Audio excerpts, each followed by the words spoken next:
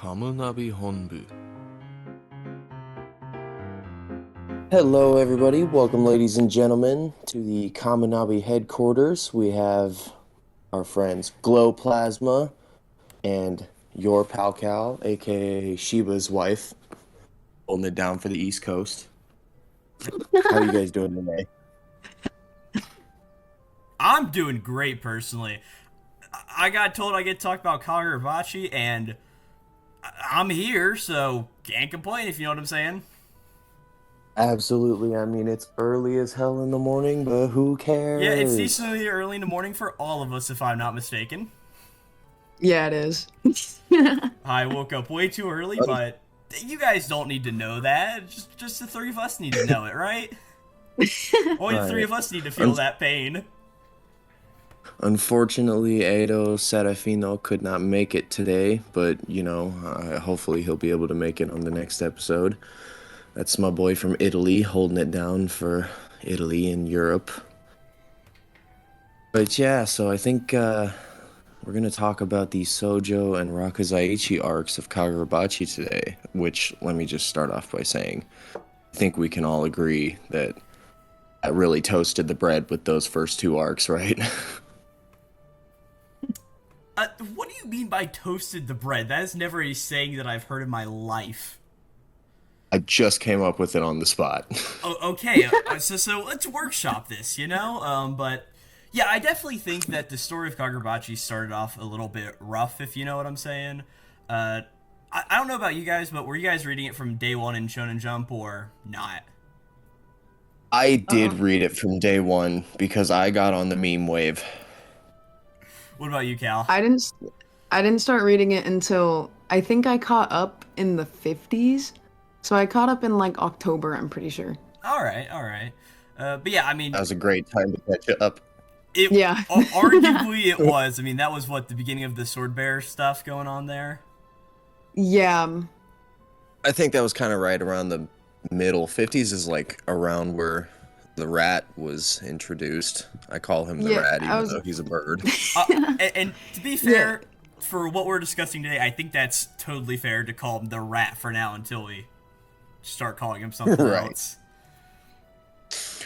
Right, but I guess let's just talk about Genichi Sojo, right? Hands down, when I was introduced to this villain, I lost my shit because of how cool he was. Really? I'm going to be playing the devil's advocate here. Truly. Because I have read a lot of manga, probably more than I have any right to read. And to be fair, Sojo had a few cool moments, but I want you guys to change my mind. I don't think Sojo is as cool as everybody else thinks he is. Oh, Cal, you want to take this my one? My jaw is on the floor right now. That's what I'm saying. Dude, I love Sojo. I mean, I do too, but it's just like, from the beginning, you have all of these fights going on with him. I mean, of course, the first skirmish between him and Chihiro in the streets, where it's like, hey, the two of them, and of course, Chihiro uses Inten as a lightning rod to pretty much draw all of Sojo's lightning down into himself. It's a really cool moment, but through all of that, to me, Sojo literally just feels like a crazed maniac. Like, he's there for nothing else but to love Kunoshige Rokuhira and just go through to be this maniac with a sword, just completely murdering everybody, if you know what I'm saying, right? See, I think that's funny. Okay, understandable. I've lost this argument. Counterpoint. It's funny. To be fair, I always because you guys were saying that it doesn't start the strongest, and maybe it's because I wasn't reading it weekly and I could just keep reading it. But I actually really like the beginning. Yeah, I think the space, at least for me in the beginning, was this sort of fear of okay, this is an interesting manga, it's got an interesting premise, so let's just see where it goes from here. I mean, of course, if any manga that comes in Shonen Jump, you're just really skeptical. And I think it was really going good up until the fact of, it was chapter 8, if I'm not mistaken, right? Wherever we get this chapter where it looks like, hey, the Dharma sorcerer may be redeemed, and then he ends up not being redeemed, and that was really a major turnoff point for me in the early story. And then going into the Sojo arc, it was that same idea of okay, this is cool and I understand what it's going for, but it's not just hitting me totally. I feel like, I mean, a lot of people love that climactic 12-second battle at the end. I mean, I'm sure the two of you do. I mean, do you not? Yeah, I do. Yeah, I mean, I think it's legitimately just a good time of a fight, but really more in the Sojo arc, I rock for a lot more of the emotional catharsis that we end up going through and getting with Char than really anything else. And I just feel like Sojo is there to be the guy to be like, hey, I'm big and I'm evil here. You know what? I'm using Cloud Gouger, Kuraguma, whatever you really want to call it, and I'm just ruining everybody's life.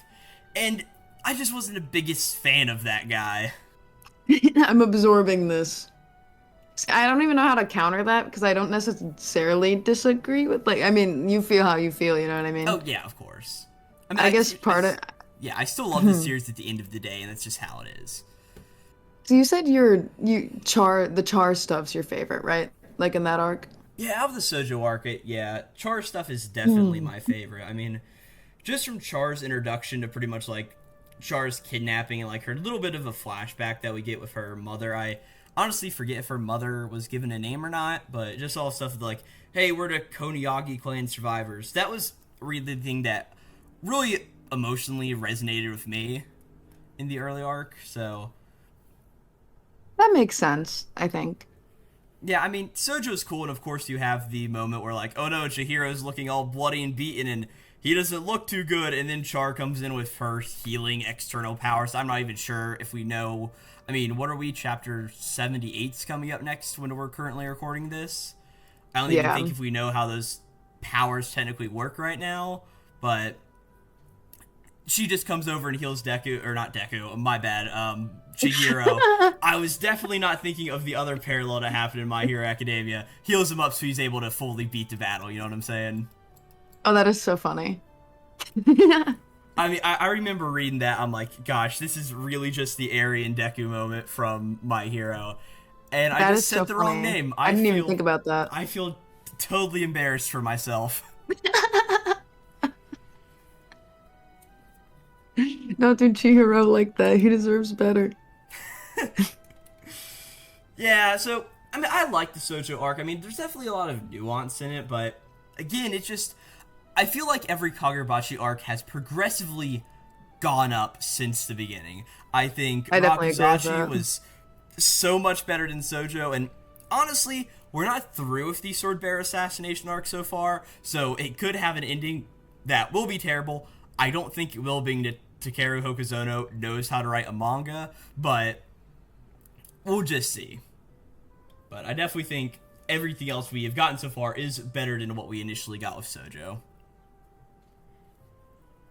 Yeah, I agree that it does keep getting better. But in the Sojo arc, I do really like the whole, like, hypothetical conversation thing during the 12-second fight. I think that is such an interesting, like, dynamic type of thing. I really like that. Yeah, you're right. I honestly totally forgot about that in the sort of 12-second battle, because, like, it sort of is just like an understatement at the end of the day. It's like, hey, Sojo and Chihiro are going to fight each other, and I mean, I've got my physical manga volumes in front of me right now. I'm just sort of like flipping through those pages. Yeah, it's honestly a very nice thing where Chihiro and Sojo are talking about, like, hey, here's my father, and like, I sense all of your bloodlust here in a moment. And yeah, it is a very good conversation. I do like that also sort of like took place also in the Rakuzaichi arc, and that may just be one of like Takeru Hokuzono's things going forward for all of our really big battles. Okay, I'm back. Can you hear me? We can. Yeah. Yes. Yeah, so I guess what I was saying before when you asked me if I had any thoughts. So initially, first thought is that I thought it was incredibly cool that Hokuzono chose to show that the cells of the Kiyonagi clan affected the Dattenseki stone. And also, I read Kagurabachi in Japanese and English weekly, and I have to say that Takeru Hokuzono's like choice of nomenclature and his use of characters in kanji is masterclass. Everything means something, and so you know damn well that that is going to be used in the future. That's actually really badass. I know, that is really cool. Like, there is going to be some reference to Char and how she can affect the Dotenseki in the future, and I know for a fact that's how it's going to go. Honestly, I don't know how significant it's going to be. I think we're going to get that, like, big Kunishige flashback, and, like, hey, here's how all the stuff during the war happened. And I legitimately think that we're going to figure out that Kunishige was a terrible guy. That's just from also that whole idea of, like, influencing the Dotenseki, using the Konagi clan cells. That has to play a part at some point to be sort of foreshadowed that early and be one of the initial ideas that Hokuzono had. Right. Right, and like the whole massacre of the Kiyonagi clan, like, you know that's not just some random pass-off detail. Exactly. I mean, yeah. But I think all in all, you know, Sojo Arc was incredible. It was a great start to the series, and I guess one thing that I have to say is, like, I was afraid when I read the Sojo fight that was the series peak, and it wasn't going to get any better than that, which made me sad because I loved it, but he subverted my expectation there, and it got better, which leads into the Rakuzaichi arc. I also think the best part of that, sorry to keep cutting in like this, but I feel that being just the placement of that, I feel like a lot of us other people who weren't entirely sold on Kagurabachi at that point, like I was, a lot of us feel like, alright, that's a series that's getting canned. Well, look, it tried, you know? But thankfully that didn't happen. Right. Right, and it just kept getting better and better. Yeah, it's absolutely insane how it's done that, you know? I mean, let's just talk about the GOAT, Hakuri Sazanami, real quick. Woo! Sorry. Oh, no, you're good. You're absolutely fine. I agree. Woo, Hakuri.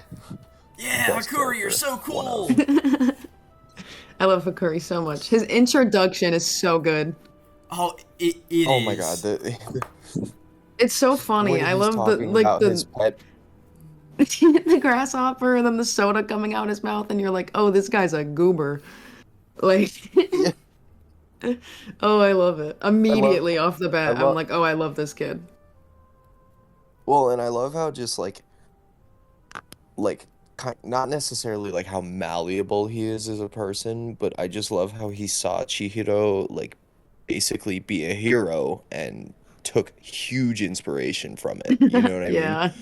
Like he was so like, God, I Dude. can't think of, for lack of a better word, malleable is all I can think of. Yeah, I feel like I know what word you're going for, but you say malleable makes me only think of malleable, so I can't think of the word. Yeah, there's definitely quite a few better synonyms for it, but It gets the point across. I It think. does. I think we all clearly understand what you're trying to say about Hakuri here, so. Yeah. right, he molds very well into the story. Dude, what I love is the whole Chihiro being like thinking Hakuri like hit his head or something, and was like asking him questions like he had a concussion or something, and then but it's just Hakuri was actually just being silly and like out of it. So I guess he was kind of hurt, but like the whole way the dynamic of those two gets introduced, I think, is so good. And then like Chihiro running away from him, and then him being like, "You're so fast!" Like I don't even have it pulled up either. I just have that literally by memory. Oh. Yeah, and then him turning around and saying, "Wait, what did you say your last name wait, was?" your name's what? Like, And it's so good. Yeah, it's really funny because like earlier in the chapter, you get that whole thing of like, I get Shiba saying, "We need to be looking out for the Sazanami clan" and all of that very stuff, and then we're like, "Oh, wait a second. Oh, we have one right here." It's one of my favorite parts of plot convenience in a manga. Like, hey, we need to get this character introduced, and just the way that him and Chihiro start out, it's absolutely amazing. I love that scene. Oh my god, and Hakuri's like, I love the, "Oh my gosh, even your destiny is so samurai."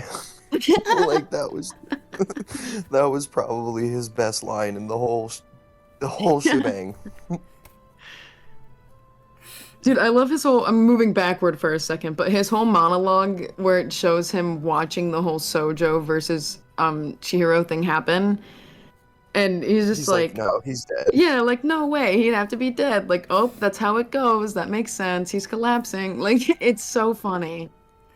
I mean, he does say the Oh, words like, man. "No, he'd be dead." No, he's dead. He's still dead. He just says it like 5 times, and then just sees Chihiro get up, and he's like, "Samurai, I see one." It's Samurai. Literally, it's like burst of wind. Like, Now, I'll tell you what. Okay, so I knew Hakuri was special after he took the Enkotsu to the face. yeah, Mainly because Hiyuki was being hyped up as this person. Let's just talk about Hiyuki for a second, because oh my god, that's my wife love right there. her. So, yeah, Hyuki's pretty cool. you I'll know, give she it to was you. being she was she was being hyped up as this person, you know, she's the Kamunabi strongest fighter. She's the only one who has powers that rival an enchanted blade. So like for her to use those powers on a supposed nobody, and for him to just tank it, only passing out, was kind of crazy. Let's be real. No, in its entirety. I mean, for sure. I mean, Hyuki. I mean, I remember when Hyuki is first introduced, and it's just like, "Hey, here's the Kabunagi's strongest fighter," and then we pretty much leave her for a second. And it's like, "Oh no, now she's here." But I also like how we get a lot of Hyuki characterization in that first battle. Like, she doesn't want. She's not a maniac wanting to like harm all of the people and all of that. I mean, that's why, of course, she has Tefuku with her to pretty much put up that special. Isn't it like the barrier, the sumo ring, or whatever it was? Yeah, it's something Yeah, along the sorts. it's basically the domain expansion from, I don't know if you guys have read JJ, but it's the Yes. same. It's the sumo wrestler's domain expansion. Gosh, how could we have not read JJK? I think that's the better question. That's very true. Absolutely. I love Tefuku as a character. I love how he's just like in the background and he's like, wow, this dude is not even going after me, even though he knows it's my sorcery. He's meeting her challenge head on. That was cool. He's like, Yeah, this no, dude's Tefuku's cool. awesome. Yeah, I really hope that we Tefuku is see awesome. more of him and Hiyuki and really all of the gang who we've left. I mean, we didn't even talk about Hinao earlier in the Sojo True. arc stuff, We, but dude, we left out Hinao. She's one of my favorite characters. She's so goofy. she No, I love her too. She's awesome. I will say that was another moment, going back to Sojo Arc stuff, where like me and a lot of people online who are in sort of my circles were very peeved off about this series to begin with, and like, oh wait, so is he now just dead whenever Sojo comes through and sort of raids the shop for Char? And like, is that just it? Is that character just done and gone? And thankfully it's not. Of course, we see he now is totally fine at the end of the day. Just her information shop, I think is what it was, is just like down and destroyed. But I remember that being a very big point of contention early on. Of course, now nobody would like think, oh yeah, Hinao is still alive, the wiki says so. But back then especially, we were all like, how could you do this? That's so Well, you'd interesting. almost have to. Sorry, continue. Oh no, I was sorry. We kind of talked at the same time, so I'm sorry as well. But see, because I like I said before, like I wasn't a weekly reader until a little later, and so that's interesting to hear like what people were thinking in the moment because I never really considered like, oh, like I hope she's not dead. Like I just assumed she was living, and I could find out that answer in like 20 minutes later. Chapter. Like, oh, that is so, huh? That's cool. Yeah, you know, you'd almost have to think that Hinao is in hiding right now because, you know, it's pretty known now that she's running with Chihiro's crowd. Same with Char, right? Like, Yeah, throughout but this whole new Sword Bearer assassination arc, they both have to be hiding. really, I don't. Granted, we're not supposed to be talking about Sword Bear assassination right now, but I've personally never This is thought cool. that. I just thought that, like, if anything, like, oh, Hinao and Char are sort of doing their own thing, because, like, we don't know yet. I mean, we don't know if the Hishaku actually want Char. The person who wanted Char was Sojo, and as far as they all are aware right now, Sojo ain't on the point of existence with us anymore. So it's one of those interesting Right. things to where I actually don't know if anybody's coming after them, because, I mean, we know that the Shaku just want to go after the Enchanted Blade users, and being that they clearly know where Chihiro is, I don't know if they're specifically going after Hinao and Char. But we also have to think, like, we also don't know where Tefuku and Hiyuki are right now, and they could easily be sort of Char and Hinao could be going around with them in the present timeline. Now, I would assume that, because Sojo was being manipulated by the Hishaku, that they might have some interest in Char because of their overall interest in the swords and the Dotenseki. You know what I mean? Yeah, very fair. And we don't know where the Kanaki clan comes from, if they maybe could have been from the island. I mean, they could have come from Shikoku. Yeah, Shikoku or whatever the island's called. Whatever it is. But they could have come from there, and then Yura has some reason to go after him. I mean, that's a completely valid and fair point, and as you were saying earlier, maybe that's why the Kanagi clan was completely wiped out, was like, hey... I mean, you're right. We've already seen that Yura is a very good spreader of misinformation. Or not, well, I guess not necessarily. He's good at propaganda, though. You know what I mean? Shaku's a good spreader of misinformation. So, like, imagine, like, what if the massacre happened because Yura, put out some propaganda or something like that, It's just food for thought. Yeah, or maybe he spread the secret of, like, hey, they've got these regenerative cells, and, yeah. But I think, honestly, I really like that theory. That's a good one. I just came up with it on the spot. That's a good one. Legitimately, the best theories are made that way. I've been doing this for too long to not think otherwise. Well, now it's on recording. Perfect. Nice. Whenever it happens, you can point to first episode of the Kamunabi Headquarters. I said it there. I said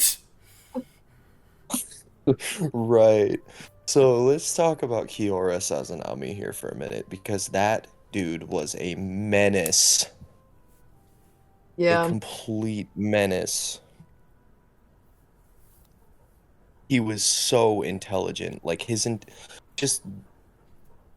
don't know what it is with Hokazono and why he's so good at writing manga, but he is so incredibly good at showing the strengths and weaknesses of each character.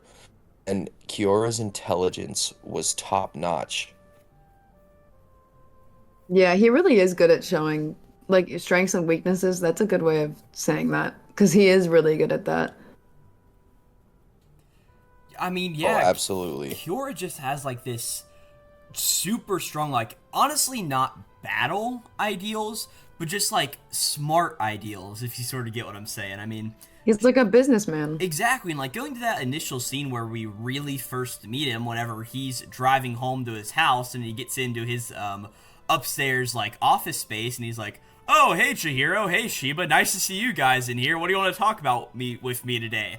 It's a really cool moment, sort of showing us what he's all about in that single moment of him just being so nonchalant about two people looking to probably kill him in the room.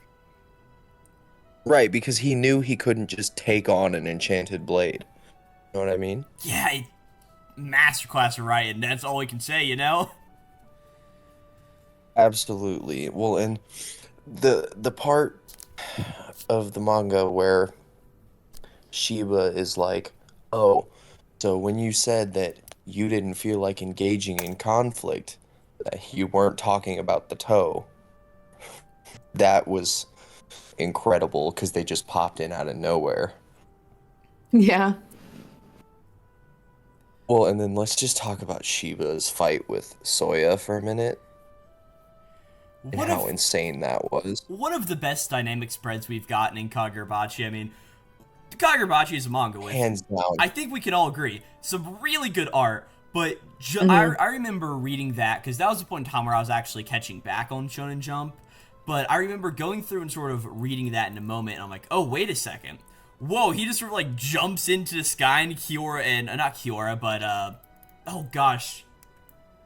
Soya. Yeah. How could I ever forget such a pointless character's name? My bad. But just the moment where, like, he's just falling through the sky and Shiba's on top of him, it's just such a good image, and I think we can all agree on how just cool it looks.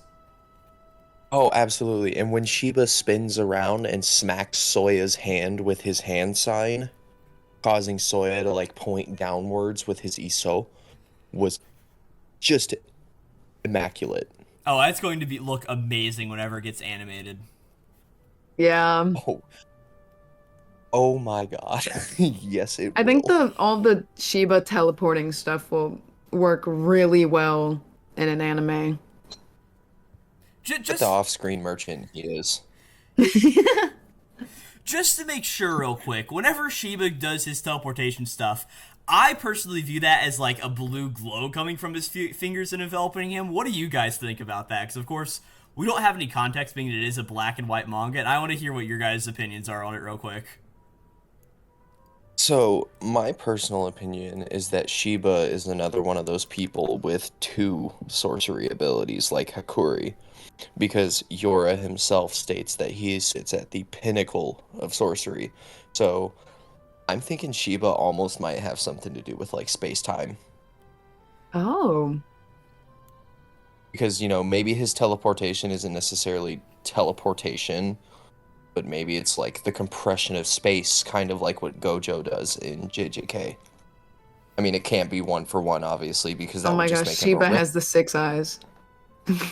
Oh god. Shiba already wrecks shit. He doesn't need the 6 eyes. True. Yeah, that's I really like that idea because it would also make sense that he's sort of trying to hide it from everybody, including Chihiro. Maybe not to hurt them in some way, or maybe there's like some tragic path to his backstory, which I mean it's a manga we probably will get. But yeah, I do really like that idea of just how his abilities are like further sprouting from the singular point. Because it has to be something to do with like gravity. You know what I mean? Or some kind of like like maybe it's similar to like Yuki Tsukumo's Star Rage even. Who's? Yuki Tsukumo. She was the Aoi Toto's from JJK. Sorry. Oh yeah, okay, my bad. Oh. Yeah, here's the thing. I am a big non-JJK fan. I didn't particularly like that series, so I barely remember any of the important names from it. So my bad. I just didn't remember that. I like No, Yuki. you're good. The way you said it, well, that's how I interpreted it, so that was my bad. But it sounded like you were saying like a name like in whole, and I was like, Yuki, because I heard Yuki and I was like Jujutsu Kaisen, but then I like my brain kind of muffled the last bit, so I was like, oh, it must be from something else. So that's my bad. No, you're good. So basically her powers is that she can create kind of like a black hole, and also like she can add imaginary mass to herself, Oh, I which remember can that now. right, Yeah. which can screw with gravity because it's very obvious that Shiba's doing something with mass or gravity, you know? Like there's that very sneaky panel in the Rakuzaichi arc after he 1v3s the toe, where there's like Inji Sazanami is like literally hanging from the center of a pillar. And then I can't remember the female Sazanami's name, but it looks like her face got dragged through concrete. And then there's Henry, and Tenry is just in a crater. So like, you know, Hokazono thought he was being slick with that panel, but no. Yeah, no, I never considered the whole gravity thing. I just assumed that makes so much more sense because I'm like, man, she was really strong because there's like holes in the ground. Well, to be But it Yeah, fair, being who gravity knows? makes sense. I mean, to be fair, he does have the ability to teleport, and being able to like teleport behind somebody and hit their blind side. And granted, yes, he's got to have a lot of strength to be able to punch him into the ground, but teleportation is just a really good power in general already. Not to mention for combat, along with mobility and all of that. True. Well, right. Now, I guess my other kind of theory, though, is like, what if what we've been seeing from Shiba, like when he smashes the Daruma Sorcerer's foot into the concrete, what if that's not even his sorcery? What if that's just spirit energy enhancement to the max? You know what I mean? Sort of pulling a Bleach and like having some external influence of your spiritual power, pretty much. Yeah, that could definitely be a case. Right. Right, like he's enhancing the crushing power of his own foot in that situation by condensing the spirit energy in his foot. Like who knows? At this point, he's got so many off-screen kills, we just don't even know. Yeah, Shiba's just a massive mystery to us all at this point. Right. We know it's got something to do with teleportation, but teleportation could be a slew of things. Like it could be space-time related, it could be gravity related. Hell, it could even just be like just standard plain teleportation. Although in the words of NG Sazanami himself, he's no mere teleporter. So, take that with Pulling up the I'll do quotes. with it. Right. See, I got them written down on my notepad here. I gotta use them, Fair enough. Hell, it's my favorite manga. They just pop into my head all day. Fair enough. That's real. Well, favorite tied with D. Gray Man. I don't know if you guys have ever read that one, but it's incredible. It's on I the have list. Move it up the list, my friend. All right, I'll see about it. So, sorry? Go. I was just going to ask you another question related to Shiba, but we can move on. Oh, no, ask me another Shiba question. I'll answer it. Okay. We know there's a traitor out there in the Kabanagi. Of course, it's not one of us, even though we are part of the Kamunabi Headquarters, But either way, right. Who do you guys think that is? Because I personally don't think it's Shiba. I just think it's one of the few riffraff sorcerers who we've seen into leadership roles. But what do you guys think about that? Okay, I've actually got a couple really good theories on this one. So my first theory, and this is a good theory, but also a throwaway theory at the same time, because, if it's true, it'll blow everything out of the water. But if, it's probably not true. Azami is my first theory. And yeah, I know that was a popular option for a while. Yeah, it really was. I mean, everybody's like, hey, Azami's evil. But, yeah, we just haven't got enough really with him for, I think, to have that context be necessary, Now, this is my more valid theory, corroborated with some evidence. Gremlin Kamunabi, the short guy with the spiky hair and the glasses. Really? Is that the old guy? Yes, the old guy. And the reason the one I say Samura that was talking to? Yeah, yes. That one. I think it's him, too. The reason Really? He's Yes, like my number 0 on the priority list. I don't think it's that guy. Really? Yeah. Okay, so my evidence supporting this theory is that, so basically, you would think that it would have to be a higher up Kamunabi member who has access to information about the Sword Master and the Magatsumi. Well, hold up. What chapter? The only one. Sorry, go ahead. I was going to ask, we got something a few chapters ago wherever it was like, these are all the people who were involved with hiding Kunoshige's location. I'm trying to look for that panel real quick. And he was one of them. I was about to say, I know he was one of them, but I'm just trying to find it so I get more context on who all was there real quick. That panel was a while ago with the 4 people. I have it on my computer somewhere. Yeah, it was Azami, it was the guy with the face mask, it was Gremlin Kamunabi, and then it was the yes. And the reason I think it's Gremlin Kamunabi, I'm just going to call him that because I don't know his name. That is funny. I've never heard anyone call him that. No, to be fair, that is something that Hokuzono is absolutely terrible with, and I'll be the first to say. He gives us no one's name unless they're just like this random painter guy from last chapter. Hey, we know Konryu Yoshina's name!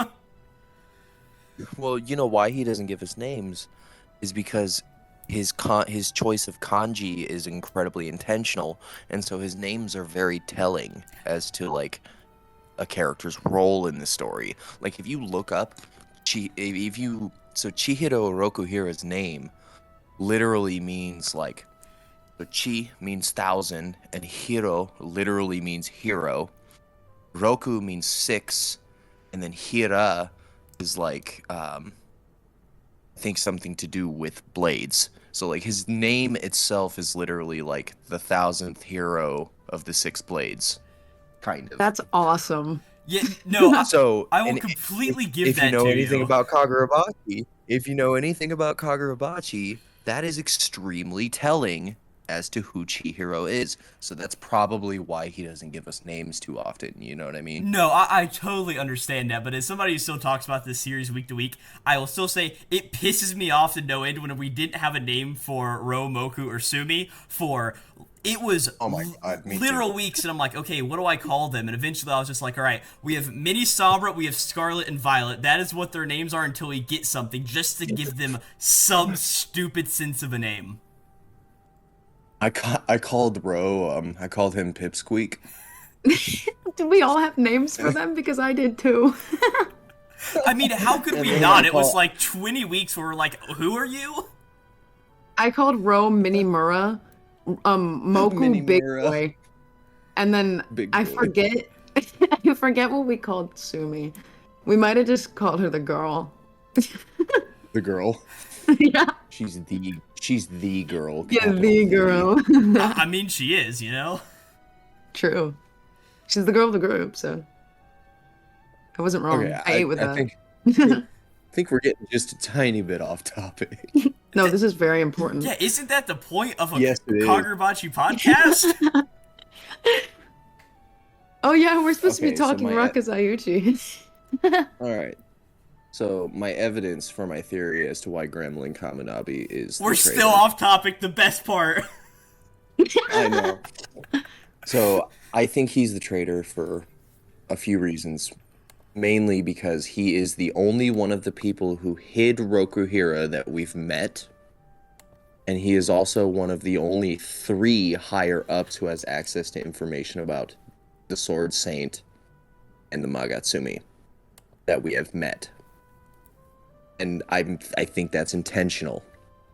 No, you're right. That is completely fair.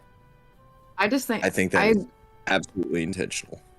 I agree with that, and I also just think his whole conversation with Samura was so suspicious to me because Absolutely. He was telling 'cause, like- Samura not to worry.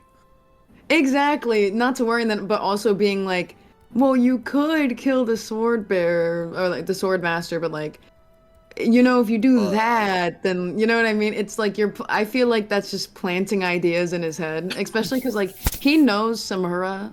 And I guess we haven't seen how Samura acted in the war, but in the present day, I would call him like a paranoid person. And so telling him all of that, but like, I don't know. I just think it was very suspicious things to plant in his head. Well, and the other suspicious thing was him being like, how much did he know in regards to Yura? True. Like, it was the very, like, dancing around the bush question. You know what I mean? Yeah. Yeah, okay. So- maybe I'm wrong, and to be fair, I want to continue to be wrong because I don't think it was him. I think it was the guy with the big earlobes. I don't trust how that guy looks. Yeah, he did seem a little off, too. Yeah, it's sort of like I do like this is technically the end of the Rakuzaichi arc, but whenever we have the moment where like Chihira's like, hey, let me join up with Kabanagi, all of that various stuff. I do really like how we do get some characterization for some of those guys in that arc, like the guy with the sideburns and pretty much the big antagonist of Chihiro. We can obviously tell, even if he was part of the group back then, that he obviously wasn't the one to sell him out because like he wants to believe in like Rokuhira and all of that various stuff, right? Even if he was being very antagonistic to his child, who he obviously could tell was Kudashige's kid. You're talking about the guy with the sideburns and the beads? Yeah, the sideburns and the beads, that guy. Chapter 46 Yeah, or whatever it was. He was the big antagonist there.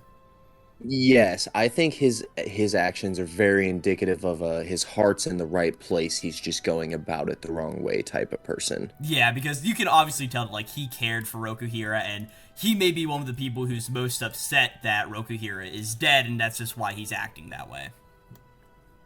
Well, and I think he might have had relations to like not like some sort of relationship with Misaka, the wielder of Kuregumo, Yeah. because of the way he reacted when he found out Kuregumo had broken. He was incredibly angry. He was distraught even, and the look on his face was more of like it was almost sad. You know what I mean? Yeah.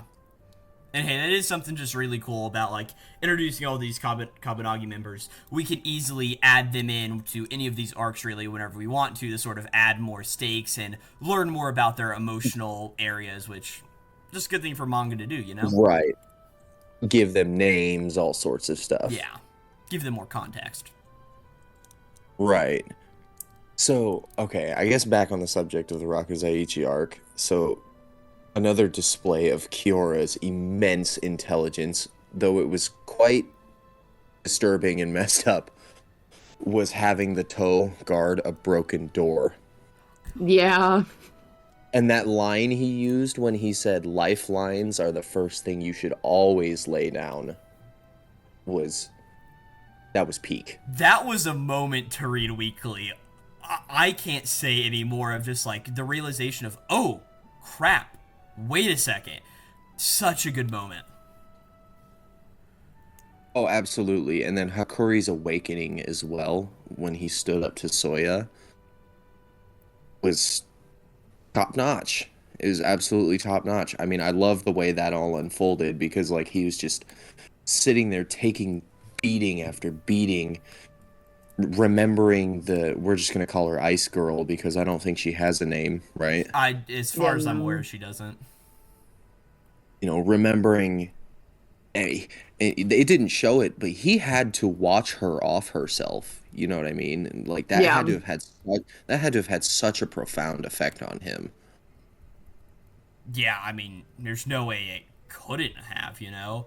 And I think that really gives a lot of context to why Hakuri is sort of acting how he acts whenever we first get introduced to him, because he's probably still going through all of that in his brain and is sort of trying to move his mind off that to focus on Chihiro instead of focusing on a person that he watched just have to go through all of that. So I get really gives context why he was sort of like enhanced in with Chihiro and all of that various stuff there in a moment.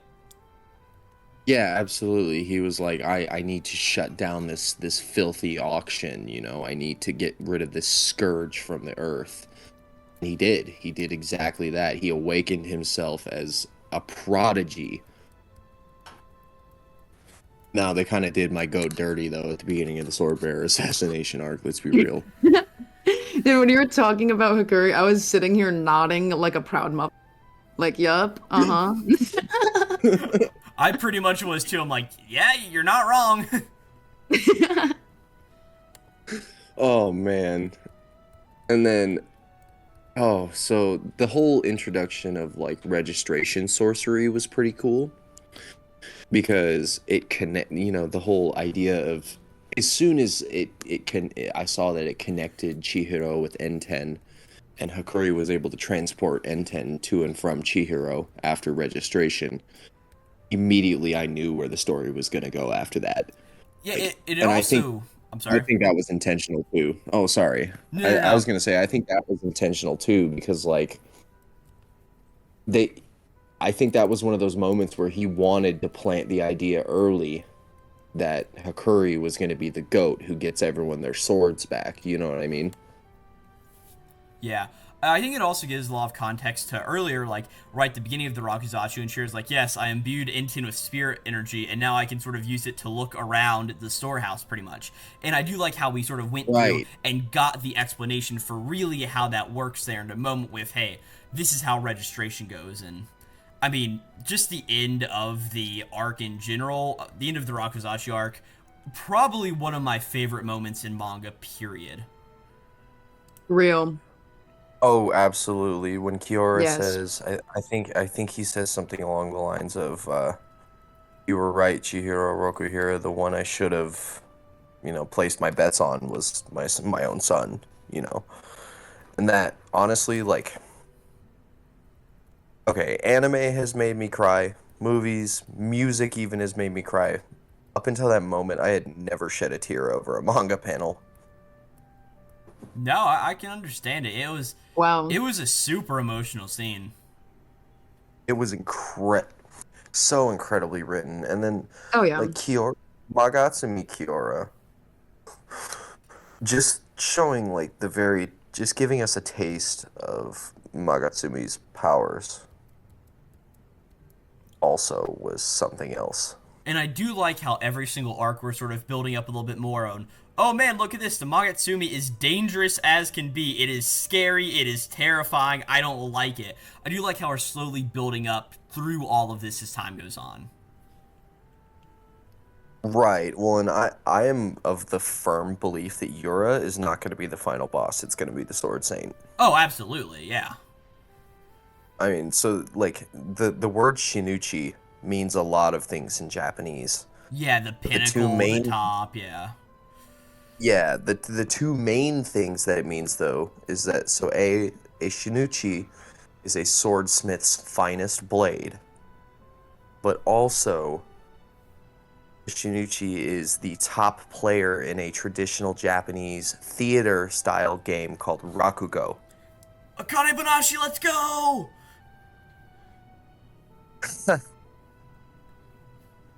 So, like, if you think about it, so the top player of Rakugo is like the final show, basically, is what that means. They perform they perform the final show.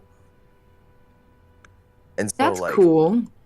yeah, see, this is what I mean by Hokuzono. He's so intentional with his choice of kanji. Yeah, I wish I could read Japanese. That's sick.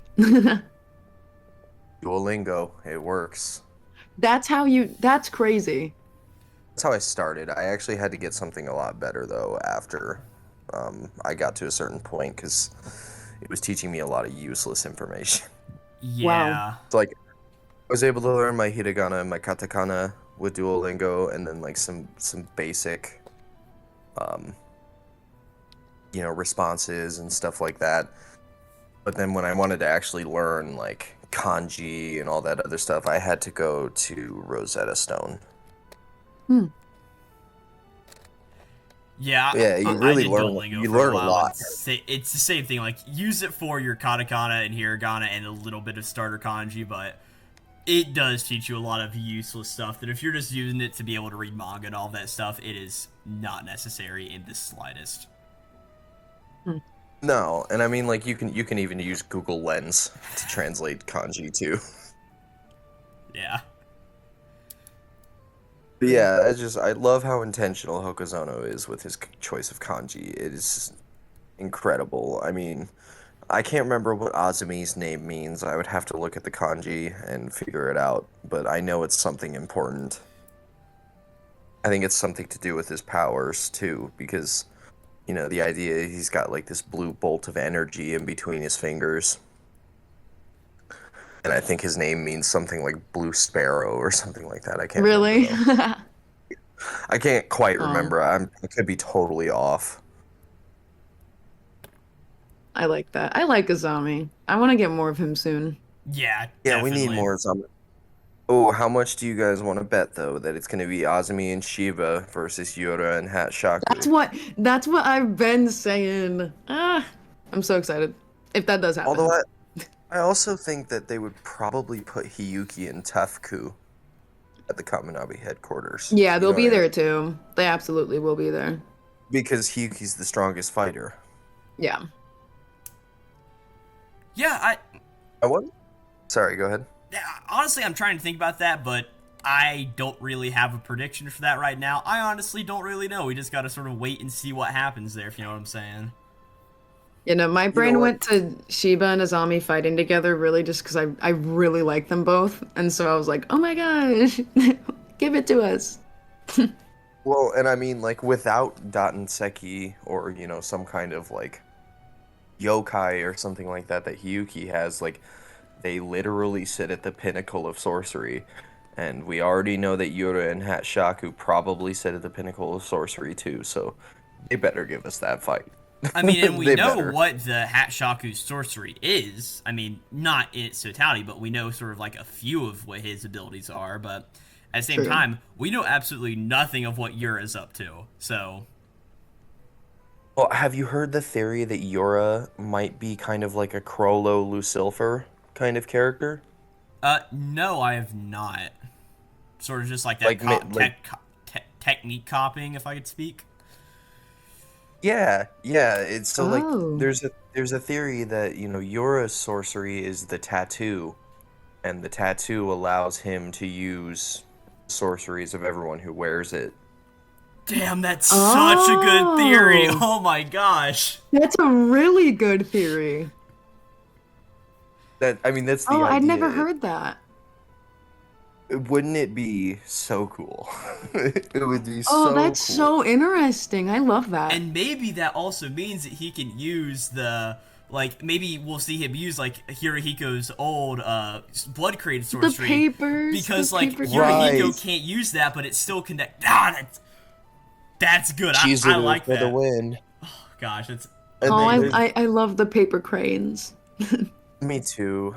There's another really good theory that it's a different member of the Hishaku sorcery that is the tattoo, which allows the teleportation, and that Yura might just be kind of like a Toji Fushiguro kind of character. Oh, and like using other Oh, I love Toji, so I mean, I'd be down with that. Because, like, but- if you notice, in his fight with Chihiro, his very short fight with Chihiro, he didn't use any sorcery at all. No, none. No, Granted, he he used did a say he was sorcery. funneling off his energy into opening the Shinuchi's box. Yeah. If That anything, could've he used a explained. sorcery of, like, hey, your dad sucked and I'm telling you why to emotionally harm Chihiro. Stupid lame ass frog face bitch. Your We dad for killed 50 your bucks dad and a for lighter. 50 bucks and a lighter. Oh my gosh, no one made a proceed joke. We fumbled. No. No, The auction will proceed. to be completely fair, 50 bucks and a lighter is way more funny than any prestige joke will ever be. Oh, that is very true. That is 100% true. The I- 50 bucks and the lighters are the peak. I feel so bad for whenever the anime comes out, and there's a bunch of people watching the episode whenever it comes out, and everybody who's been reading the manga online is like, we killed your dad for 50 bucks and a lighter. Everybody's like, what are they talking about? What are you talking about? Oh, dude. You know what's gonna be really, really good is when that specific line definitely gets added into the abridged anime. Yeah, whenever somebody dubs it over purposefully, like... Oh, it's know. absolutely gonna happen. And the best part is, the You rest know. of it is completely the same. It's just that single line that's off-cut. People are like, what? Did they really kill his dad for 50 bucks and a lighter? Like, what's going on? Oh, I meant the proceed, but that's... Oh, proceed to, yeah. To be fair, I feel like so many dub voice actors are like in on jokes. So, I mean, obviously, I don't think that one line specifically would, because there's no way they can change that. But I feel like somehow they would try to squeeze a joke about 50 bucks and a lighter, and if they do, that would be so funny. Oh, absolutely. I heard a good one once. It was the same thing, you know, stupid lame ass frog faced bitch, but it said, "We killed your dad for bus fare, and then we walked." I saw that one too. There's so many good ones. Oh yeah. Have you guys seen the Kagurabachi dub team that does like the manga dub over? No. Yeah, so I've Oh, seen, I've not watched any of the videos, but I've seen it as a project. It's been ongoing. Dude, check it out. It's so cool. It's basically an anime just with manga panels. They dub it over. Yeah, it's shameless plug. Oh. They dub over it, full voice That's acting, full voice acting, full music, intros and outros, like animated and everything, wow. dude. Yeah, it's so cool. Yeah, that's really awesome. It reminds me of a They use video music I made from of, other stuff. it reminds me of a video I made in like last November or something like that. It was a few weeks after the Kagurabachi manga had started, and on my YouTube channel, I'm not one to normally do like clickbait or anything, but whenever we had the voice comic come out in Japanese, I was like, you know, what if I make a video that says Kagurabachi now has an anime and try to see just how big I can get this thing? And I specifically remember putting it up, and a lot of people are like, what are you talking about? You're just wrong. And I'm like, that's the point of this video. Like, what's wrong with you? But it is really cool to hear that there's a fan project out there like that. That's really awesome.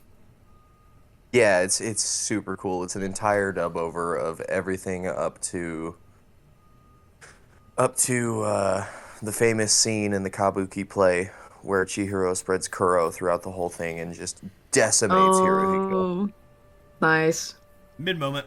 All right, move on. Yep, okay, so Hiyuki and Chihiro's tag team fight against Kyora was something incredible. I will say. Yeah. It was badass. Absolutely. I love how Chihiro was able to infuse Enkotsu's flames with his kuro through like the medium of Aka.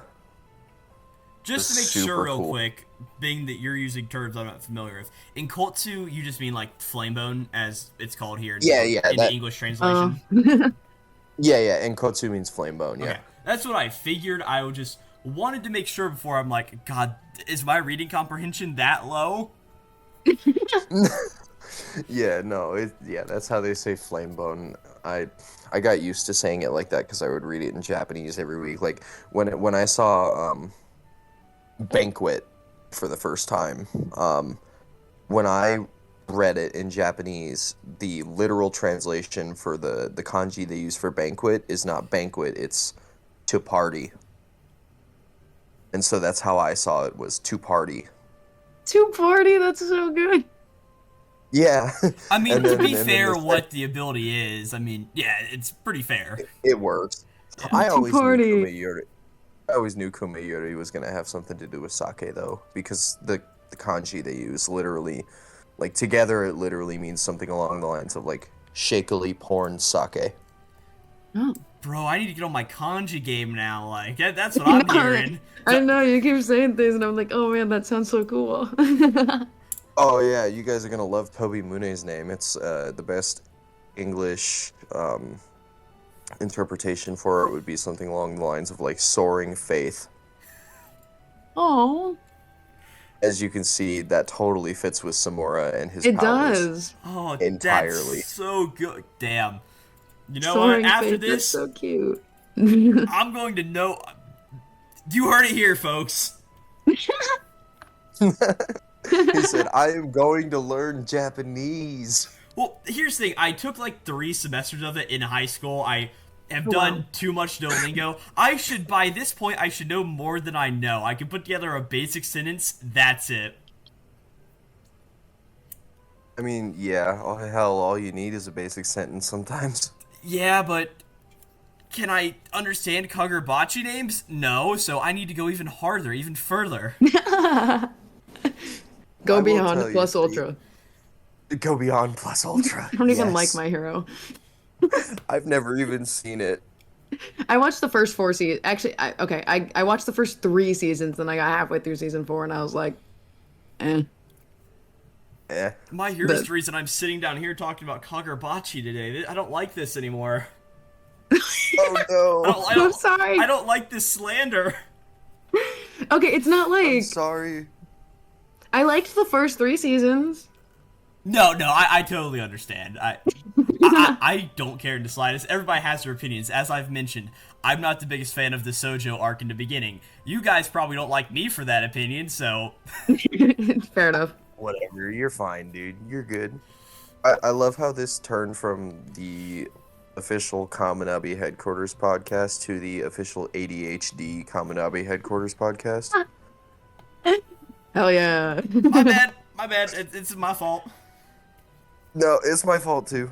It's okay. I'm the one that originally made the My Hero reference. Like I can take the fault too. No, don't worry. I made it earlier in the episode, my dumb ass, but whatever. Yes, that is true. That is true. I've been implanting it in the Oh. brain this entire time. I've been acting like Yura, manipulating everything around me, you know? Oh no, just you're need- like the old guy.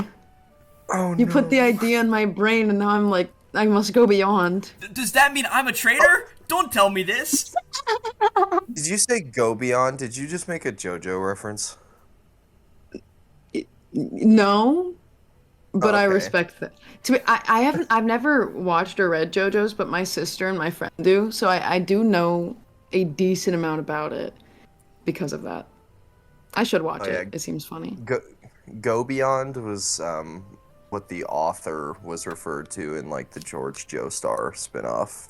Really? Yeah, it was basically like he was getting help from the author. Literally, the main character was. That's funny. Yeah, it's pretty funny. Oh man. Okay, so Magatsumi's powers. Yes, Kagurabachi. Yeah, let's get back on the Kagura. Let's get back on the Bachi train. Woot woot. So Magatsumi's powers were terrifying. Oh, Like absolutely. Yeah. the idea of spider alone was terrifying because you just see this negative color panel, like all the colors are reversed in it, and Chihiro's stuck in place. He can't move. You know what I mean? Like that alone was terrifying. And then the whole dragonfly move. I can't remember how to say dragonfly. Tombo was incredible. It had all the flowers growing out of the path as it moved along. Like that was crazy. Yeah, Yeah, I love. Oh, sorry, you go. Oh yeah, I was just going to say, like, I remember the week after this chapter broke, all of the. At least I'm big into Kagurabachi space on Twitter, X, whatever you want to call it. Just like looking in and seeing what those people say. I never say a thing, but I remember seeing there was like this one spread of like somebody did like 40 different colorings of this thing, and it just looks so incredibly cool. Like all the different interpretations that people can have for what Dragonfly looked like. It was absolutely amazing. Oh yeah, and then like the whole malediction thing too, like it's like a combination of all of the powers of Magatsumi together, which was crazy. You know, I just think the Like, whole like the use of black with the Shinichi is so cool. Like it's so stark compared to because I feel like a lot of the backgrounds in the Rakuzaichi are it's very white, at least the panels where he's actually using the sword. And so just the right. black is so bold in comparison, and like the flowers with it, it looks so like because like flowers are Oh so like man. pretty and like all the things, but then you have like black void around them and it's ooh, this is eerie. So you're Yeah, turning well, something and really pretty into something like evil, and it's very cool. my thought was that like the blackness dripping from the sword was like blood dripping from the sword, and the flowers were growing from blood, which was my like that was what I first interpreted it as, and that alone was crazy. Mm-hmm. Which, like I don't know if you guys have either of you two seen Inuyasha. No. No, I haven't. I've read Oh. a few of the other Takashi works, but never seen it. I can't even make the reference then. But, like, No, make it anyway, uh, and we're just sitting here not understanding it. Sure, maybe okay. someone watching will. So there's I'm almost positive that Hokazono, if it is blood dripping from the sword, I'm almost positive that Hokazono gained some inspiration from one of the Inuyasha movies, The Swords of an Honorable Ruler. It's basically about a demon sword with its own consciousness that goes haywire, finds a body, and goes and wreaks havoc across Japan.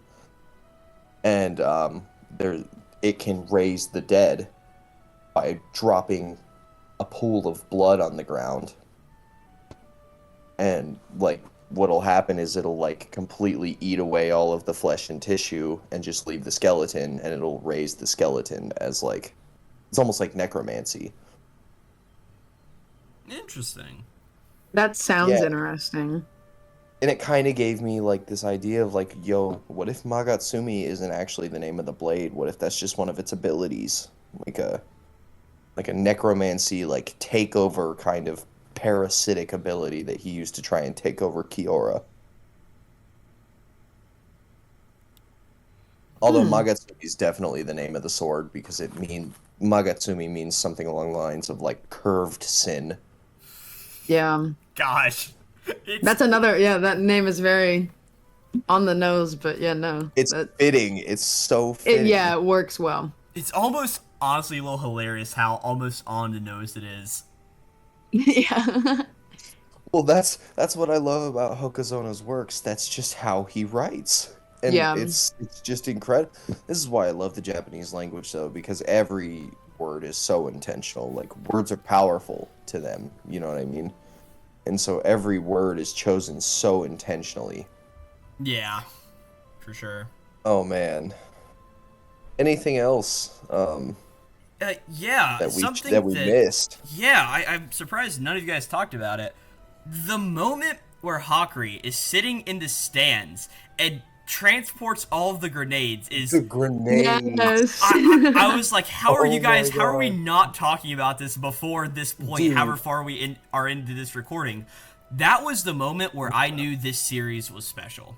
That was the singular moment panel? where I'm like, oh, this series is going to mean something. It is going to be a cornerstone for Jump. I mean, before that point, I'm like, okay, this series is fine. It's good. I enjoy where it's sort of heading and building up to. But that was a singular moment where I'm like, wait, hold up. This will go down in generations. Was that singular moment right gosh. there?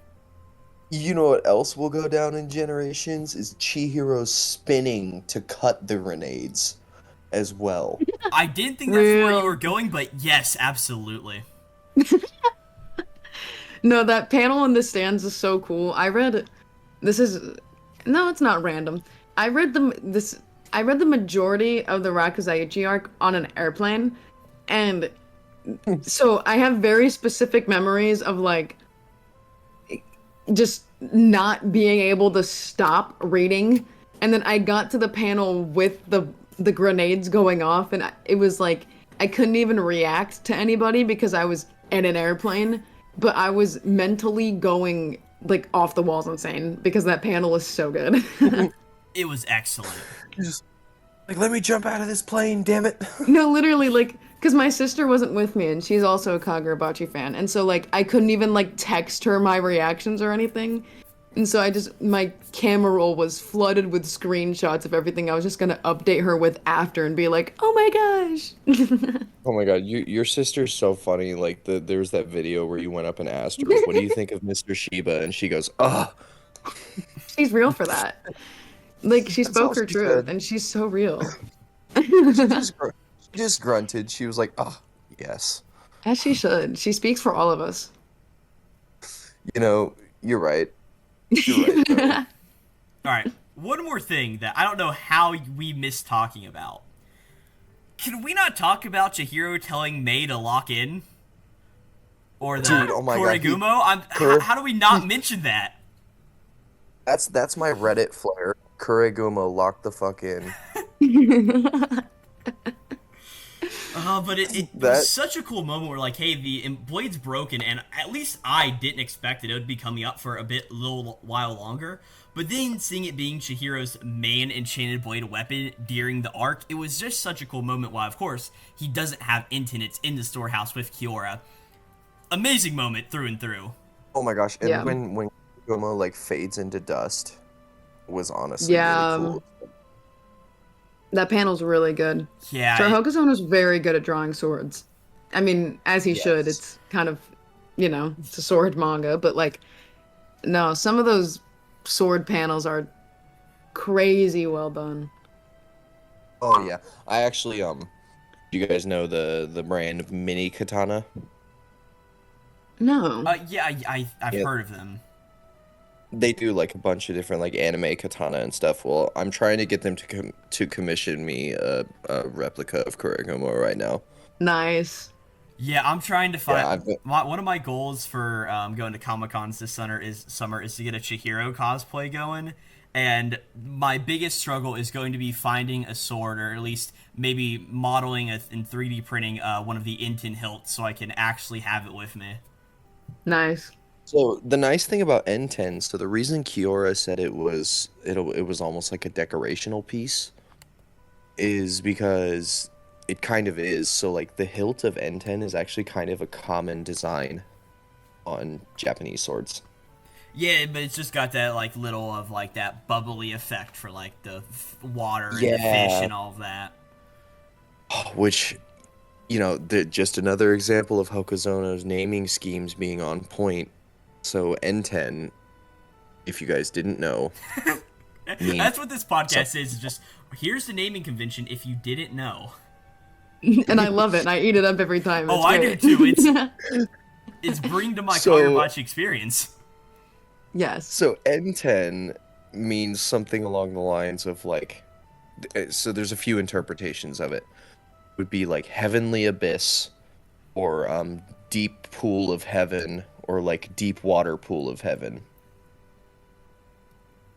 It's because the first kanji N, well, so it's its its main pronunciation is Fuchi, but it was changed to N to fit better. It means something along the lines of like deep water pool, deep pool, or abyss. And then, 10 means like heaven, heavenly, of heaven. So it makes it, and then with like the water droplets that float up from the sword and the goldfish, it's so fitting. And then how like I have another theory that N10 might be able to infiltrate like the true realms of the other swords, because did you notice how when Chihiro was fighting Yura, his lightning turned black? And Yura even pointed it out. And this was after Chihiro said, May, shred, which was his move that he uses with N10. Well, also, I think that could just simply be a fact of, like, it is Chihiro using the blade, so, like, of course, I mean, as we sort of seen, like, the whole idea, I mean, going further back into the Sword of Bear assassination arc, but the whole idea of, like, each person has their own true realm that they can bring out of the Enchanted Blades. So, I mean, that's what Yura's whole goal is, to get the Shinichi or Magatsumi back to pretty much create his own true realm to redo the Sword Saint's true realm. So, I think that could just be a thing of, I mean, yeah, it could be something that N10 is affecting it, but it also just could be that, like, Chihiro using the blade is also affecting the general idea. Right, it could just be like his spirit energy. Yeah, exactly. That turns it black and yeah. Although we do have to point out again, Hokuzono does everything intentionally, and so him specifically making Yura point out the black lightning, I think there's something there. No, for sure. I agree with you there. I'm gonna be real. I never noticed that. Dude, see, that's just the thing about his writing is like it's so hard. Like there's so many small details like that. It's so hard to notice them all until you go through and reread it like 10 times, like I have. I was gonna say I've read it in entirety twice. I should reread it again because I've never noticed the black lightning thing. Yeah. I reread it weekly for the first time. I think I need to read it with, honestly, specifically like the swords in mind. Because just in general, I'm so much more of like a character person instead of like a fighting. Like I care a little less about like the technicalities of the swords or whatever, but I think I should learn if I want to like talk about Kagurabachi, you know what I mean? I do know. I mean, I think enough, but I would say everyone who loves the series has a right to talk about it, though. you know what? That's very true. I mean, that's the whole point. That's the reason he's so intentional with everything is he wants people to talk about it. He wants people to theorize about it. He wants people to be wrong about their theories, too. You know what I mean? Yeah, what if Takeru Hokuzono is listening to this podcast right now? Shit, I would Hi, hope Hokuzono. not. Good work. Keep it up. Oh, that would be cool, though. No, it was really cool when Suzaku got revealed. Because we all knew. We all knew. Yeah. We all knew in our hearts that Uruha was alive and that the Uruha Nation is coming. I'm going to be real. I was totally fine with Uruha being dead. And I said, if anything, he'll come back as like a zombie or something later on. But yeah, after the Suzaku reveal, honestly, I can understand that take, I think he's gonna get Kumayuri back too. No, that's a bit of a hard one. Cause I don't know. It would be hard to sell me on that, but I do think he will be alive. No, and I'm counting on it because I love him so much. Again, this is going into Sword Bear assassination stuff, but I don't think he's going to get Kumayuri back because that would also mean whenever the Sword Saint dies, that he would also die along with that. So I think that if Uruha comes back, he will pretty much be staying on his own. Unless it's like in the final battle, self-sacrifice or something like that. But we just have to wait and see. You could always fight with a different sword. I mean, I know that's a little like underwhelming compared to using magic sword, but I mean, hell, Uruha was like one of the. I mean, you saw how he fought. It was incredible. He didn't even need enchanted blade. He was able That's to take very out true. multiple sorcerers wielding the Danseki stones. I mean, he is a user of the EI White Purity style too, so I don't see any reason why he will not be a capable guy with a sword, you know? Yeah. Oh, absolutely. No, EI White Purity Nishiki style is going to go so hard. It's going to be something else. Because EI White Purity is already like the fastest sword style in the land, and then Nishiki already makes Chihiro fast as lightning. Yeah. If not faster. So combined together, there's no way he's not going to be faster than Samura. Yeah, no, you're completely right. Yeah. I think Samura's experience, though, is kind of going to outweigh Chihiro on this one. Yeah, all things considered, he fought in a war, Chihiro has not. Yeah. Let's be real, though. Chihiro is fighting a war No! as we speak. You are completely right, but... His own war. He's fighting his own war. Yeah, he sure is. So, did we miss anything else in the Rakuzaichi and Sojo arcs? I feel like there's something we missed. I don't know, I sort of feel bad being that you weren't able to get being that your mic was broken, you weren't able to get any of your thoughts off in the Sojo section, so... No worries, once I figured it out, I was just kind of listening to you guys. Yeah, but it will be edited out of the final version, but, like, just so you guys know, there were a lot of, like, awkward pauses where it was just being Cal being like, alright, Yep. and pretty much it's like, all right, is he going to say something? And then it just never happened until we're eventually like, all right, you know what? Let's try to actually figure this out before we go on any further. Yeah, no, I did think it was weirdly quiet. It was talking the whole time, too. It was hilarious. That is so... Oh, man. Oh, man. That is hilarious. What's a podcast if you don't have technical difficulties? That's so true. It's the first one, too. Oh, man. Hey, who cares? I mean, we did it. We did it. We did it. Oh, and arguably our discussion over the Rakuzaichi arc and everything else off topic was way better in the Sojo discussion at the beginning, so I'm not complaining. Very true. Oh, absolutely. Absolutely. I mean, we were going to kind of blaze through the Sojo arc anyways. We needed to, because the Rakuzaichi was the important one. Yeah, because the Sojo arc is bad. Huh? What? Hey. Who said that? Why? Hey. Don't do that. Don't do that. Chill on Sojo. Chill on Sojo. Am I going to get kicked off the podcast after episode 1? Hey, hop off my goat, okay? Hop off my goat. Oh, I man. have to. Chill. He just likes taking baths and being evil, you know? Just mind your business. Let him do his thing, you know? To be fair, Sojo has the best hygiene of any character we have seen so far. And his hair No, still looks that absolutely greasy, right. but you know what? I like it. Oh my gosh. Well, I loved the little in between chapter that one time. Yeah, for the Yes! break week, yeah. The bonus It was chapter, it's so cute. It was so perfect. He was like, "I'm so excited. I'm going to get Cloud Gouger today." I know, and then, like, he's so silly. That's why I like him, because he's so like, oh man, big day, getting my sword, interrupted my bath, boom, you're dead. This is something Shoot, that... there's no milk I like. Yeah. Right, no fruit milk. Oh, this is Rats. mentholated shampoo. I will say, going back to Sojo Arc real quick, something that I didn't even think about mentioning.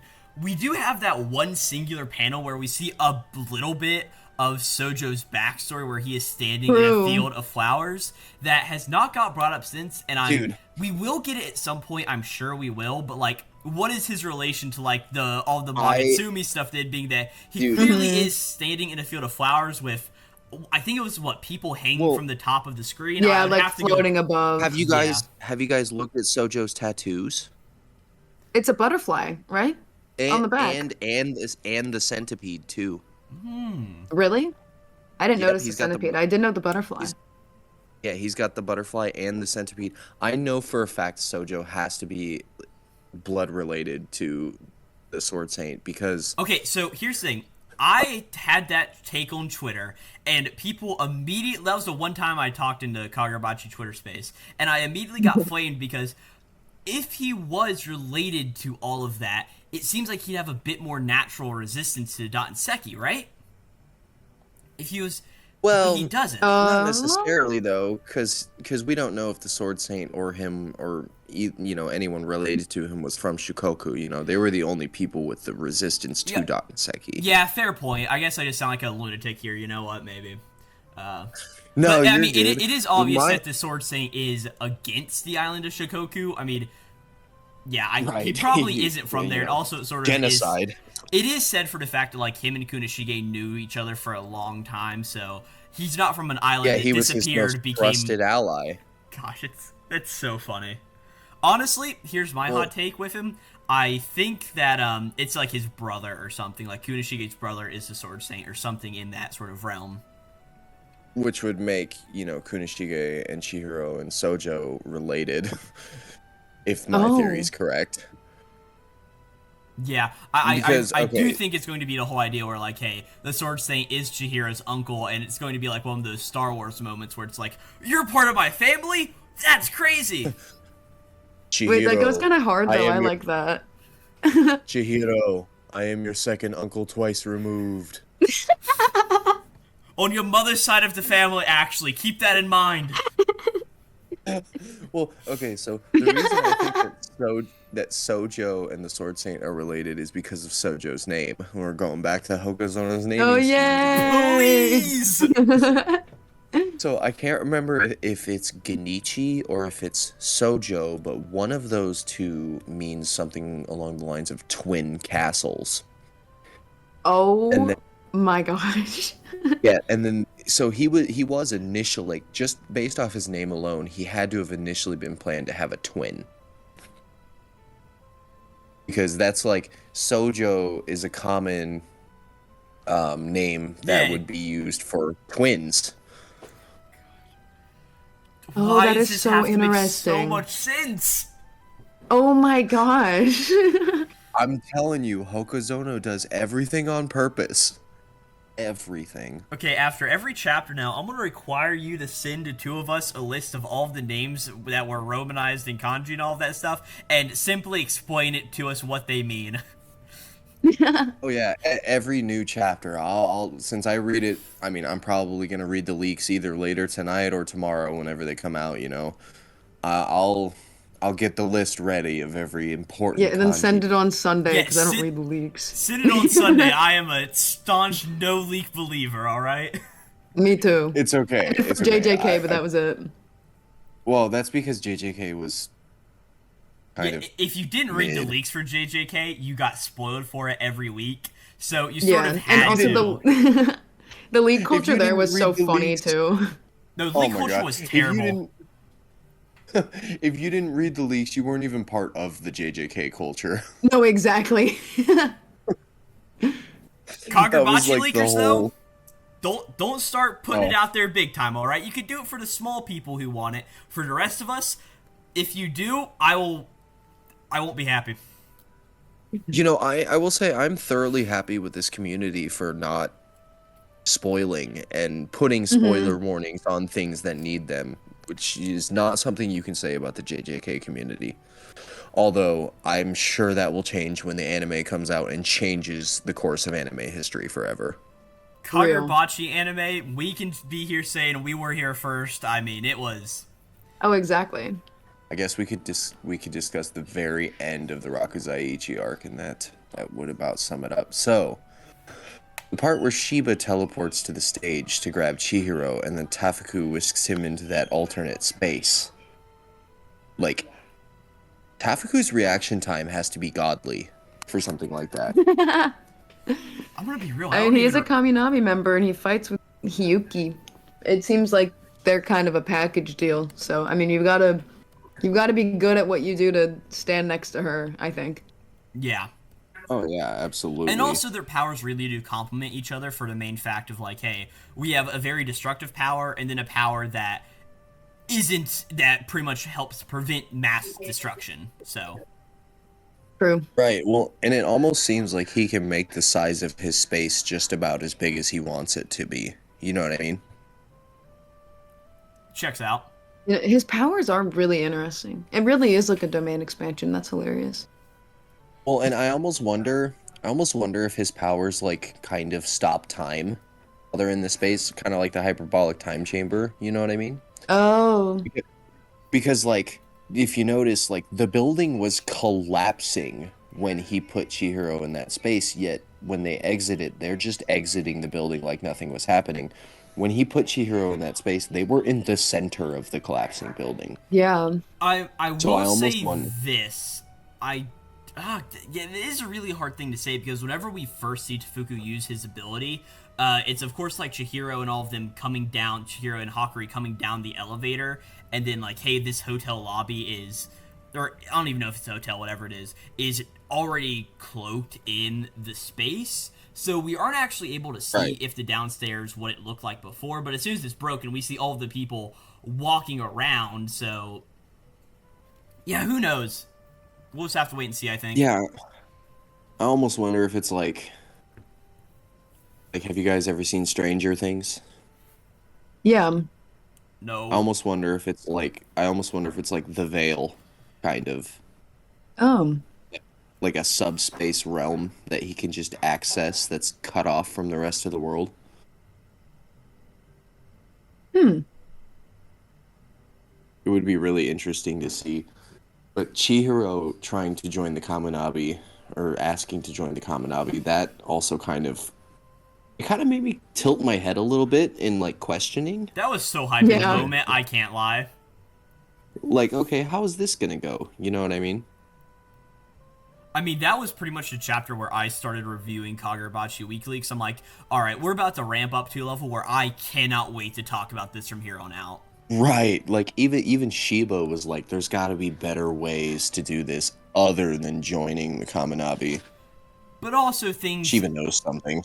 Yeah, I don't know. It's just one of those things where I think we'd have to get a little bit farther in the story to really understand more of these ideals, so who knows. Right. Well, and like, it's also like, how is it gonna go when he finally gets the swords back? Is Chihiro gonna go on his like mini villain arc against the Kamunabi? You know what I mean? Because he said he's not giving them to them. Yeah, the dynamics are just really well written, what can I say? Oh, I don't think there's anything more to say. I think that's all you can say. It's just very well written, very well put together, and a masterclass in foreshadowing and nomenclature and everything. It's just a masterpiece.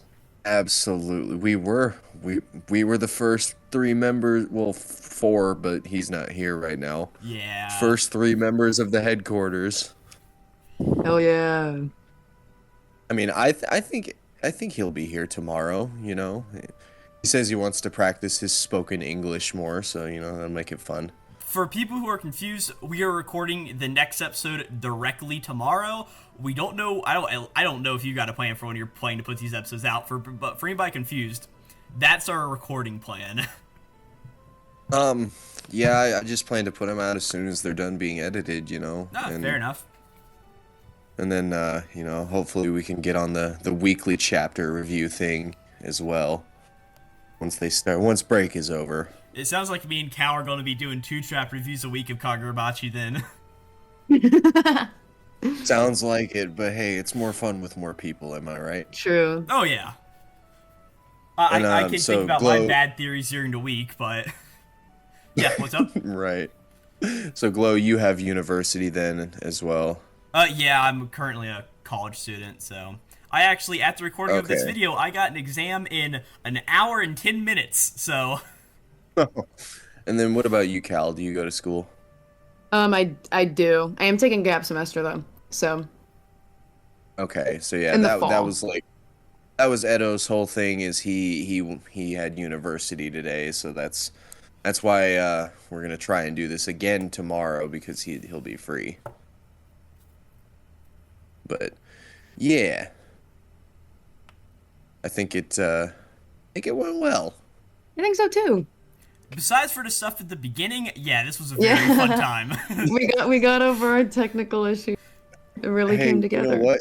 It was recording the whole time. We could just totally leave it in there for the lore. I mean, that's the thing. That's why I told you earlier to make sure you record on OBS on different tracks so you have the ability to cut that out in spots, you know? So it's not all layered on top of each other and it's an absolute mess. But yeah, so did we miss anything? So we did the Sojo Arc, the Rakuzaichi Arc. Hell, we covered quite a bit of the Swordbearer assassination arc, but we'll get there again tomorrow. Oh yeah, there's still a lot more depth to go into it with. Oh, absolutely. I feel like okay. You guys want to call it? Is this good enough for episode 1? I think it's more than good enough. Yeah, I think we're good. I think All right, Cal, are you joining us tomorrow, Cal, or are you busy? I can't. I work tomorrow morning. Glow, Yumi, and Edo will be doing. What time are we doing it again? What time, Eastern or Central, are we doing it tomorrow morning? Probably roughly the same time. Okay, because I may be there for a bit, but I will have to dip because I have an exam at 8 Eastern tomorrow morning. So, Absolutely. I can be in there probably for a minute or two, but then I've got to dip and go take a test on history. So. History, and love history. I like Kagurabachi history better, to be personally honest with you. I was gonna say he's learning about the Seitai War. Oh, that was really cool. Do you guys want to know what the Seitei means? Yes. Imperial. Understood. Means imperial. So, yeah. Oh, what is Japan if not an empire? Right? Yeah. Heard you loud and clear, Hokuzono. I understand your allegory. I get you. All right. Well, I will say thank everybody who decided to show up, and watch the first official episode of the Kamunabi Headquarters. Like to thank you guys for getting on the episode, Of course. Yeah, thank you for reaching out. Mm-hmm. Yeah, couple of the few people who make reviews of the manga, so It's true. Had to do it. Yeah, I'm always more than happy to blab on about things that don't really matter in true life, but that I can still ramble about nonetheless, Always happy to. Absolutely.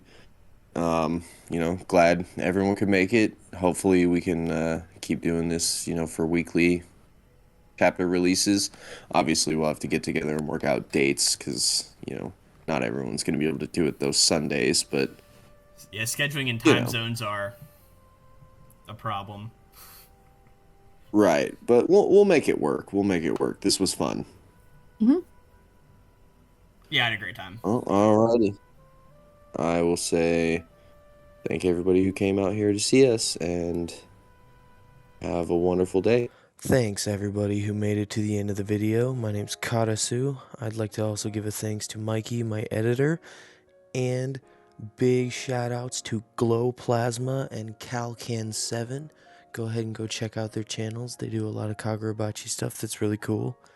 And big thanks to my friend Edo Serafino from Italy. Hope you guys enjoyed the episode. Till next time.